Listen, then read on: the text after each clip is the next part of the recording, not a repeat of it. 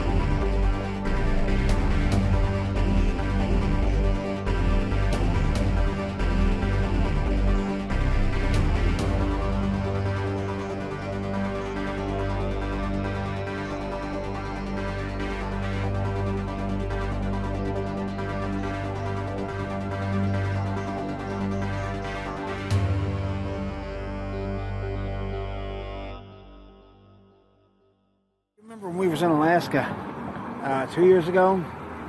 If you look in front of us and look straight up this Indian fella here, this sculpture, it says Trail of Tears and Peter Tall Sculptor. I remember that name.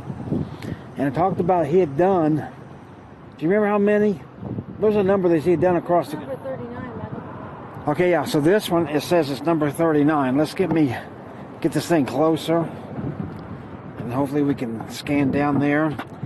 And see, it says Trail of Tears, Peter Tall Sculptor, dedicated November 24th of 81, number 39. And remembers to a proud noble people, Peter Tall Sculptor is carving at least an Indian monument in each of the 50 states to raise the nation's conscience to the plight of the Native American. So there you go. So he's at least tried, that was his goal, I guess, to get one in every state. So there's this one. So we've seen one in Alaska, now we've seen one in North Dakota.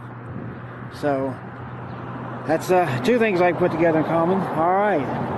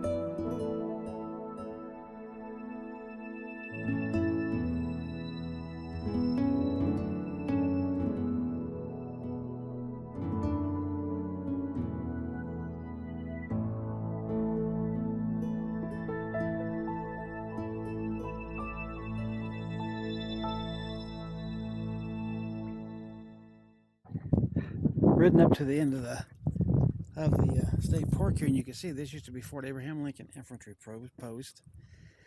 Try to get this close enough, and then I'll see if I can't hold it long enough for you to read it. You know, try to move it around a little bit so you can see.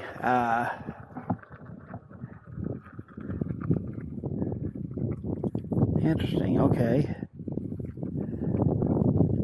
This was Fort McKean in 1872.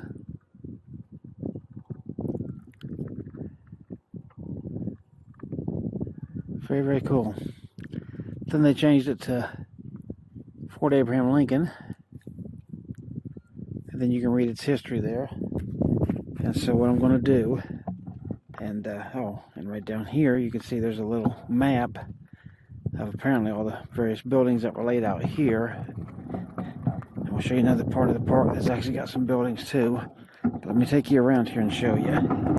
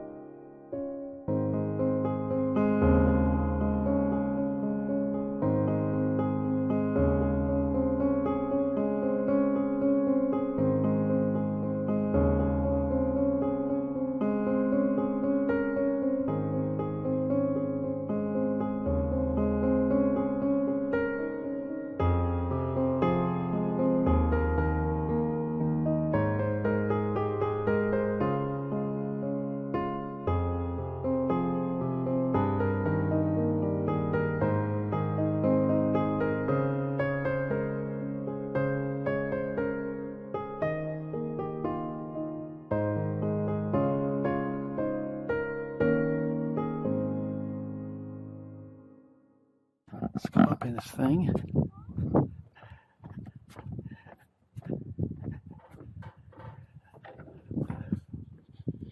Well, kind of dark in here. Let's go and see.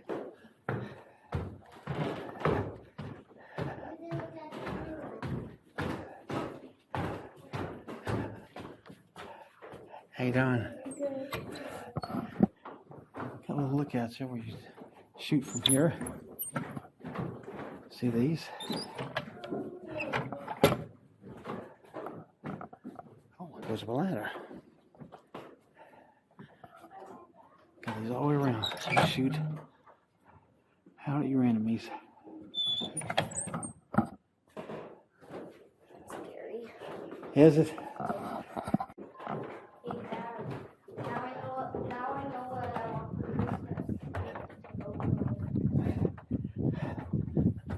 Okay, so I made it up. So you're literally on the roof, and they got a little boardwalk built here for you to walk around. See off the shingles there. Just to view the river.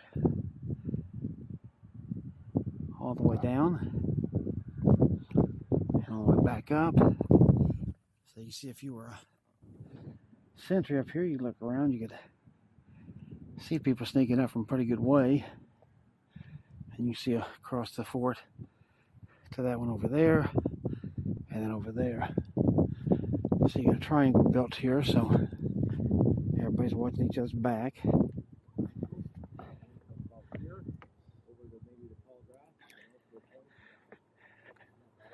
See the little thing in the center here, where you come up in. Straight down is our bikes. I should have a woman sitting down there somewhere. But you can see out here, so this is where you be vulnerable for attack. I'm sure they kept all that cut down there because you can get an enemy way too close to you, way too fast. But here you go, and we're back around. So, pretty cool, huh? You gotta like it. All right, down here into the front, and to the little bit left of us, we have the post cemetery. You see the sign right there in front of us. That sign there says post cemetery as well.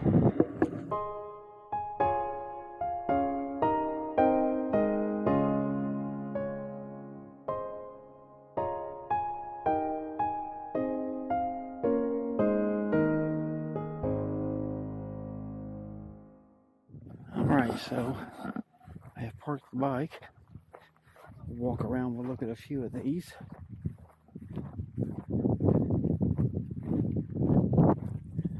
John Noonan, Corporal Company 170th U.S. Cavalry, November 30th, 1878, unknown. Very interesting. I wonder if this is really legitimate. I mean, you see they got big sunken places here. So is it possible? It is. Thomas Tattersfield, Private Company C, 7th U.S. Cavalry, June 21st, 1874, drowned. Okay. George F. Spies, Private Company Number 1, 20th Infantry, June 29th, 1873, drowned. Okay. Kelly and Johnson, Private Company D, 20th U.S. Infantry, February 19th, 1873, consumption. That back there says pneumonia. Froze to death. The third one back through there says. Crazy as that. Andrew McAllister, Private Company 1, 7th U.S. Cavalry, October 4th, 1876, typhoid fever. Okay, the second one there says froze to death. Of course, up here, that wouldn't be hard to believe. That just says tight, hog tax Rico. April 14th, 1879, pneumonia. And back there, the second one says unknown. The last one says shot wound, I think that says. Yeah, this was the same thing. David Cooney, Private Company 1, July 1, 1876. Shot wound. O.C. Bennett, the 7th U.S. Cavalry, Private Company C, July 15th, 1876, shot wound, Little Bighorn, died aboard Far West. Died, maybe it's supposed to be died abroad. Patrick Towers, Sergeant Company E, 7th U.S. Cavalry, January 16th, 1878, asphyxia, result of intoxication. Okay. Another big problem where people drunk themselves to death. There's a lot of boredom out here. Richard M. Delaney, Private Company, 17th U.S. Cemetery, January 31st, 1873, pneumonia. August, Plested, Private Company B, 7th U.S. Cavalry, January 9th, 1877, shot wound. Young Man, Chief, Re-Scout, October 2, 1872, shot wound. Ella Seep, daughter of post trader, August 27, 1874, diphtheria. John R. Mangan, Private Company K, 7th U.S. Cavalry, November 28, 1876, shot wound. Amongst Re-Scout, August 2nd, 1876, shot wound.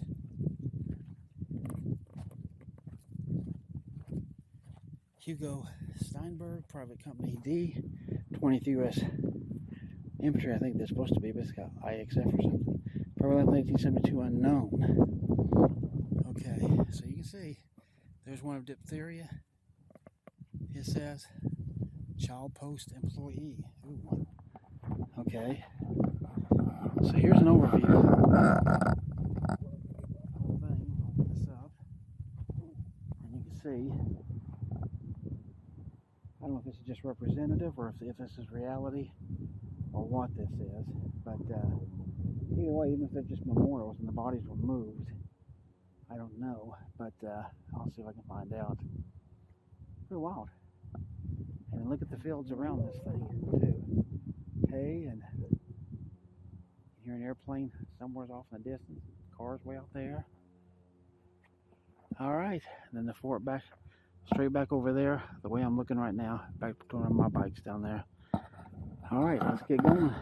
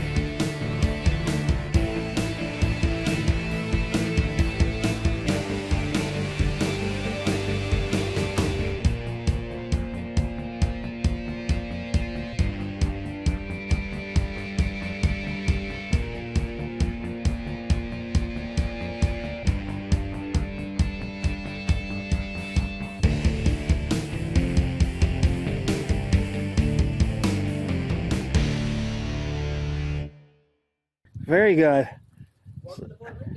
Is this supposed to be Custer's house? Yes, it is. I figured it, since it's the biggest thing here.